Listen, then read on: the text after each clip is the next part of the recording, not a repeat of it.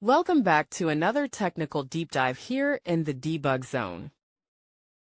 Today we're tackling a big question and breaking it down with insights from other users. Hopefully this clears up some misconceptions and helps you get the answer you need.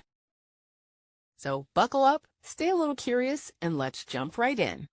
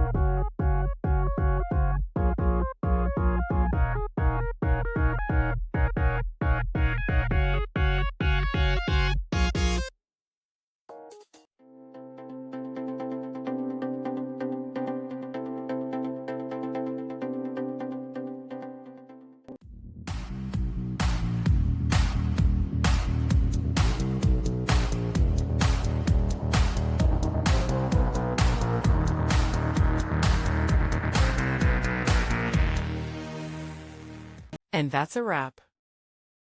I hope you found the answer you were looking for. If you did, take a second to hit that subscribe button. It really helps out.